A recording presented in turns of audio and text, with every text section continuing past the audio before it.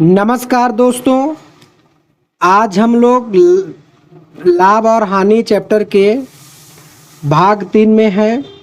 तो आइए चलिए इसको क्वेश्चंस को हम देखते हैं, जिसमें कि पहला प्रश्न दिया है कि एक लड़की 7500 रुपये में एक साइकिल खरीदी और इसे 25% हानि पर बेच दिया, तब साइकिल का विक्रय मूल्य कितना है। तो आइए इसको देखते हैं। प्रश्न में क्या कह रहा है कि एक साइकिल है जिसका क्रय मूल्य दिया हुआ है 7500 रुपये और इसको वह 25% की हानि में बेच देती है। तो जब इसका क्रय मूल्य 75% था, जिसको हम मानते हैं ये 100% है, 100% बराबर है 7500 के, और 25% की हानि हुई है। तो 100 में से 25 गया तो बचा कितना, 75%। तो हमारा जो विक्रय मूल्य हो गया वह हो गया 75%। अब 75% किसका, क्रय मूल्य के, मतलब कि वो साइकिल को क्रय मूल्य के 75% पर बेच दिया, तभी ना उसको 25% का हानि हुआ। तो इसी को हम सॉल्व कर लेते हैं। प्रतिशत हटाएंगे तो बटे में 100 हो जाएगा, 2 जीरो से 2 जीरो कटा तो 75 गुणे 75, मतलब कि 75 का स्क्वायर हो जाएगा। और यहाँ पर मैं आपको एक और कॉन्सेप्ट बताता हूँ कि अगर किसी संख्या के लास्ट में 5 दिया हो तो उसका वर्ग हम कैसे निकालते हैं। तो 5 वाली संख्या का हम वर्ग करके ऐसे लिख देते हैं और उसके आगे वाली संख्या में +1 करके गुणा कर देते हैं। मतलब जैसे यहाँ 7 है तो इसमें +1 करेंगे 8 हो जाएगा, और 8 सते 56, मतलब कि 5625 रुपये में वो साइकिल को बेच दिया। आशा करता हूँ समझ गया होंगे आप लोग। वैसे भी सिंपल ही आप देख रहे हैं कि 7500 की साइकिल है, अब 25% हानि हो रहा है, तो मतलब वो 75% में बेचा, तो डायरेक्ट हम 7500 का 75% निकाल देंगे और हमारा ये हानि हो जाएगा। अब हम आते हैं अगले प्रश्न में, जिसमें कि दिया हुआ है कि 4% और 6% के लाभ पर किसी वस्तु के बिक्री मूल्य के बीच नकदी का अंतर 3 रुपये है, तो बिक्री मूल्यों का अनुपात ज्ञात कीजिए। तो देखिए प्रश्न में क्या कह रहा है कि कोई 2 वस्तुएं थीं जिन पर लाभ हमको हो रहा था 4% और 6%। तो ये 4% लाभ जिस वस्तु पर हो रहा होगा, तो हम यह मान सकते हैं, और ये होता भी है, कि वस्तु 100% होगा, तभी इस पे 4% का लाभ हुआ, और ये वाला ही वस्तु 100% होगा। तो इस क्रय मूल्य में अगर हम लाभ को जोड़ दें तो क्रय मूल्य धन लाभ बराबर हो जाएगा विक्रय मूल्य। मतलब पहली वस्तु का विक्रय मूल्य 104% और दूसरी वस्तु का 106% हो जाएगा। अब इसका हमें अनुपात निकालना है, तो अनुपात निकाल लेते हैं। तो परसेंटेज से परसेंटेज हटेगा तो 104 अनुपाते 106 हो जाएगा। फिर इसको हम 2 से काटेंगे तो यहाँ 52 और यहाँ पर आ जाएगा 53। तो यही इनके बिक्री मूल्यों का अनुपात हो जाएगा।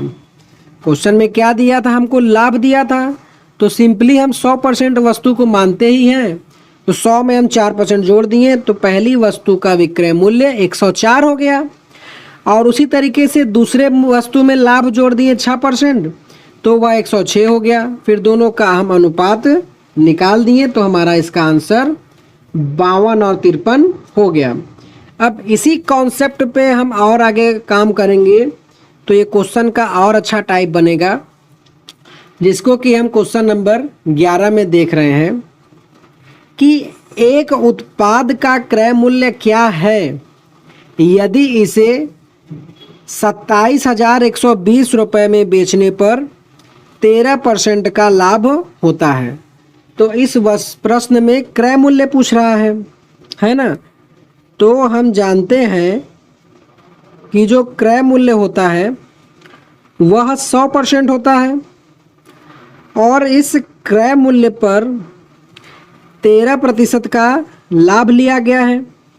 तो इसको जब हम जोड़ेंगे तो 113% बराबर विक्रय मूल्य मतलब कि सेलिंग प्राइस एसपी हो जाएगा और ये 113% बराबर हो जाएगा 27,120 रुपये के। क्रय मूल्य 100 था, 13% बेचने पर लाभ हुआ तो विक्रय मूल्य 27,120 113% के बराबर हो जाएगा।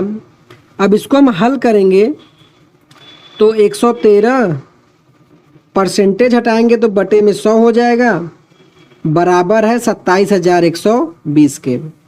तो यहाँ से जब हम 1 का मान निकालेंगे तो ये हो जाएगा 27,120 और बटे में 113। तो 27,120 और बटे में 13 हुआ। इसको हम सॉल्व कर लें तो या तो हमको 100% का मान निकालना है तो यहाँ 100 ना करके हम डायरेक्ट 1% का ही मान निकालते हैं। 113% बराबर इतना तो 1% बराबर इतना। अब इसको हम काट लेते हैं तो देखिए भाग इसको नहीं आ रहा है, उसको मैं सिंपली ऐसे बता देता हूँ 27,120। तो पहले ये 2 बार में जाएगा तो 113 दूनी 226। तो 11 में से 6 गया, बचा 5 क्योंकि ये हासिल लेके 11 हो गया। फिर ये 6 में से 2 गया, बचा 4 और फिर यहाँ आया 2। 452 है और 13 चौके 52 होता है तो 4 से गुणा कर दिए तो ये हो गया 452। सब कट गया, 1 0 बचा तो यहाँ 0 हो गया। तो मतलब कहने का है कि 1% बराबर आया 240 और हमको क्रय मूल्य निकालना है जो कि है 100%। तो 1% बराबर 240 है तो 100% बराबर 240 गुणे में 100 बराबर 24,000 रुपये इसका क्रय मूल्य हो जाएगा, मतलब कि ऑप्शन नंबर बी। तो देखिए इसमें हमने क्या किया कि यहाँ क्रय मूल्य हम 100% मान लिए, इसमें हमने 13 जोड़ दिया परसेंटेज लाभ का तो विक्रय मूल्य आ गया 113%। फिर इसको हल करके 1% का मान निकाल के फिर हमने जो है 100% मतलब कि क्रय मूल्य को ज्ञात कर लिया। अब आते हैं और अच्छे क्वेश्चन में जो कि अधिकतर प्रश्नों को ये पूछा गया है पेपरों में। देखिए क्या कह रहा है कि अनु ने कुछ लाभ पर एक वस्तु को 480 रुपये में बेचा। अगर उसने इसे 400 रुपये में बेचा होता तो शुरुआती लाभ के 1/3 के बराबर नुकसान होता। तो वस्तु की लागत मूल्य क्या है? तो लागत मूल्य का मतलब हम जानते हैं कि क्रय मूल्य मतलब कि सीपी। अब देखिए इसको समझिए क्या कह रहा है कि वस्तु को बेचने पर लाभ हो रहा है। जैसे अगर हम कोई वस्तु 8 रुपये के लिए और 10 रुपये में बेचें तो लाभ कितना होगा? 10 - 8 बराबर 2 रुपये। तो ये 10 क्या है? 10 है आपका विक्रय मूल्य और 8 है आपका क्रय मूल्य। तो वही सेम कंडीशन है कि यहाँ पर वस्तु का हमें विक्रय मूल्य तो पता है 480 और क्रय मूल्य नहीं पता है।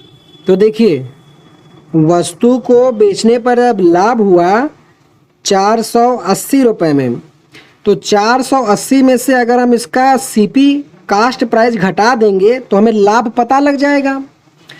लेकिन फिर क्या कह रहा है कि अगर उसने इसे 400 रुपये में बेचा होता तो शुरुआती लाभ के 1/3 के बराबर नुकसान होता। नुकसान होता मतलब कि अगर हम कोई वस्तु 10 रुपये की ले आएँ और उसको 9 रुपये का बेचें तो हमें 1 रुपये का हानि हो रहा है ना। मतलब कि 10 - 9 मतलब कि एसपी - सीपी। तो इसी कंडीशन में जब हानि हुआ तो उस कंडीशन में एसपी दिया हुआ है 400 और 400 में से हम सीपी घटा दिए, तो ये कंडीशन हो रहा है हानि के। क्या कर रहा है कि शुरुआती लाभ के 1/3 के बराबर है, मतलब कि जब वस्तु को 480 रुपये में बेचा गया, इस लाभ का अगर हम 1/3 कर दें तो वह इस समय के हानि के बराबर हो जाएगा। एक बार और समझिए, कह रहा है कि अनु ने कहा कि कुछ लाभ पर एक वस्तु को 480 में बेचा गया, तो वह लाभ निकालने के लिए हम 480 में से क्रय मूल्य को घटा देंगे। लेकिन फिर कह रहा है कि अगर 400 रुपये में बेचेंगे तो हानि होगा, तो 400 रुपये में बेचें तो 400 माइनस क्रय मूल्य घटा देंगे तो हमको हानि पता लग जाएगा। तो प्रश्न में यह संबंध दिया है कि अगर ये बेचता है तो उसे शुरुआती लाभ के 1/3 के बराबर नुकसान होता है, तो शुरुआती लाभ का हमने 1/3 निकाल दिया, तो ये हानि के बराबर हो जाएगा। अब कुछ नहीं, बस इसको सॉल्व करना है। तो 1 से सब में गुणा करेंगे ऊपर, तो 480 माइनस सीपी, 3 का गुणा इधर हो जाएगा, तो 3 गुणे में ब्रैकेट में 400 माइनस सीपी, तो ये हो गया 480 माइनस सीपी बराबर 4 तिया 1200 माइनस 3 सीपी। अब इस माइनस के सीपी को जब हम इस साइड लेके आएंगे, एक चीज़ और, सॉरी, हमें यहाँ हानि हो रहा है ना, तो हानि हो रहा है तो ये आपका क्रय मूल्य, ये आपका क्रय मूल्य था 10 और ये विक्रय मूल्य, गलत कॉन्सेप्ट हो गया। यहाँ पे सीपी माइनस 400 होगा तभी ना हानि होगा, मतलब कि क्रय मूल्य ज़्यादा होगा, विक्रय मूल्य कम होगा। तो यहाँ हो जाएगा 3 ब्रैकेट में सीपी माइनस 400, तो यहाँ गुणा करेंगे तो 3 सीपी और माइनस का 1200, तो इस माइनस के सीपी को जब उस साइड ले जाएंगे तो ये 3 सीपी और प्लस का सीपी हो जाएगा। इस साइड दिया हुआ है 480, 1200 को इधर लाएंगे तो प्लस का 1200 हो जाएगा। तो 1200 में 480 जोड़ेंगे तो 1680 बराबर 3 और 1 4 सीपी। तो यहाँ से सीपी बराबर हम जब निकालेंगे तो 1680 बटे में 4 हो जाएगा। 4 से इसको काटेंगे तो 4 चौके 16, 4 दूनी 8 और 0, मतलब कि सीपी बराबर आ जाएगा 420 रुपये, ऑप्शन नंबर डी। एक बार मैं आपको और समझा देता हूँ कि वस्तु को जब लाभ हुआ तो हमने विक्रय मूल्य में से क्रय मूल्य को घटाया, और वस्तु को जब हानि होगा तो हम क्रय मूल्य में से विक्रय मूल्य को घटाएंगे। जाहिर सी बात है कि अगर आप 10 रुपये का सामान ला के 8 में बेचेंगे तो 2 रुपये तो घर से ही जाएगा ना। और इस हानि को प्रारंभिक लाभ के 1/3 के बराबर करके इसको हमने सॉल्व कर लिया। यहाँ थोड़ा मिस्टेक हो गया था, इसको समझ लीजिएगा। दिक्कत पड़ेगा तो बताइएगा, मैं इस क्वेश्चन को फिर से आपको बता दूंगा। और अब हम आते हैं आज के वीडियो लेक्चर के लास्ट क्वेश्चन में, जो कि बहुत ही अच्छा प्रश्न है और सिंपल प्रश्न है। कह रहा है कि 2 चीज़ें ए तथा बी क्रमशः 10% तथा 15% लाभ पर बेची गईं। यदि उन पर प्राप्त लाभ की राशि एक समान रही हो तो ए तथा बी का लागत मूल्य ज्ञात करिए। कह रहा है 2 वस्तु हैं, एक वस्तु ए है और एक वस्तु बी है। तो ए को 10% लाभ पर बेचा गया और बी को 15% लाभ पर बेचा गया। तो कह रहा है कि इन दोनों पर जो ए का 10% पे प्राप्त मूल्य है और बी पे 15% का प्राप्त मूल्य है, वो दोनों एक दूसरे के बराबर हैं। यहाँ आप ये ध्यान दीजिएगा कि यहाँ विक्रय मूल्य का नाम नहीं लिया गया है, तो हम 10% लिए हैं। अगर विक्रय मूल्य लेता है तो 100 में 10 जोड़ के 110% और 100 में 15 जोड़ के 115% हम यहाँ पर लिखते हैं। अब इन दोनों का हम अनुपात निकाल लें तो ये हो जाएगा ए बटे में बी बराबर 15 बटे में 10, परसेंटेज से परसेंटेज कट गया। तो 5 तियाँ 15 और 10 दूनी 20। तो a बटे b का मान आया 3/2, मतलब a का मान 3 है और b का मान 2 अनुपात है। ऑप्शन से इसको हम हल करेंगे, नहीं तो सॉल्व करेंगे ज़्यादा समय लगेगा। तो देखिए जो a का आंसर आएगा वो 3 का गुणज रहेगा। तो ऑप्शन नंबर 1 में देख रहे हैं 1000 दिया है a का मान, जो कि 3 का गुणज नहीं है, तो ये आंसर नहीं होगा। उसी तरीके से ऑप्शन नंबर बी में a का मान 5000 है, जो कि 3 का गुणज नहीं है, तो ये भी आंसर नहीं होगा। तो 2 ऑप्शन तो ऐसे हमने कट कर दिए। ऑप्शन नंबर सी में a का मान 3000 है, तो ये हो सकता है, और ऑप्शन नंबर डी में। अब तो a का मान तो क्लियर हो गया कि ये 3000 रुपये आएगा। b का मान हम देख रहे हैं तो ये 2 ही अनुपात है, मतलब कि a के मान से इसका मान कम होगा।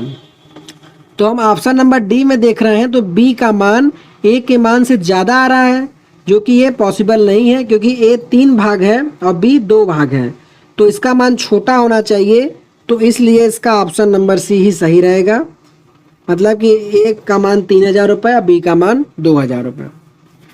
तो दोस्तों आज के वीडियो लेक्चर में इसी क्वेश्चन के साथ हम विराम करते हैं। आशा करता हूं कि आपको बताया गया सभी सवाल समझ में आया होगा।